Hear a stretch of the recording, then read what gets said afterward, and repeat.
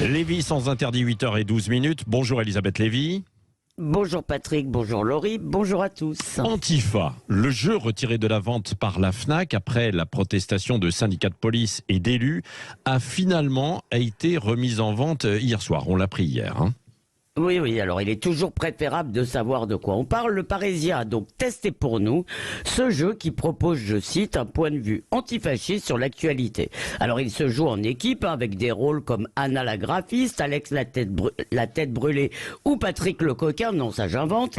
Vous lancez des dés, vous tirez des cartes événements. Alors les événements par exemple, c'est des cathos tradis manifestent contre l'IVG, des fachos déclenchent une bagarre dans un bar ou encore la présidente du Parti nationaliste tient un meeting. Alors pour les mal comprenants, il est précisé qu'il s'agit de l'héritière du parti fondé par son père, qu'elle tente d'offrir un visage plus présentable à l'extrême droite, mais qu'elle fait toujours des étrangers les boucs émissaires, bref, toutes les âneries qu'on peut lire sur Marine Le Pen.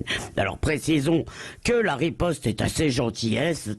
Vous pouvez organiser un concert de soutien, un blocage d'occupation, et la plus violente, eh bien, c'est un lancer de cacato, un cocktail Molotov composé d'excréments.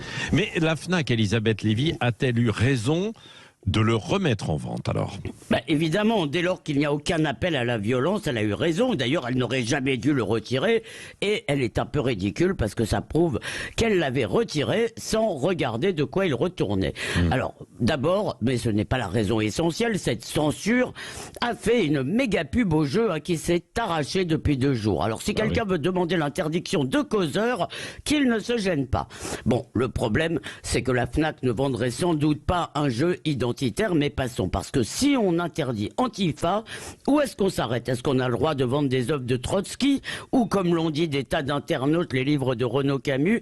L'interdiction, cher Patrick, c'est l'arme des faibles.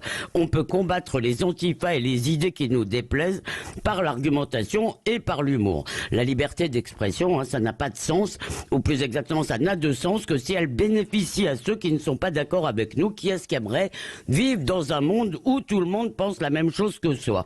La cancel culture de droite est aussi déplorable que celle de gauche, même si elle est moins fréquente. Alors oui, je trouve que les antifas sont aujourd'hui ceux qui se rapprochent le plus des vrais fascistes. Je déteste leurs idées stupides et parfois dangereuses, mais je me battrai pour qu'ils aient le droit de les défendre. Merci Elisabeth Lévy.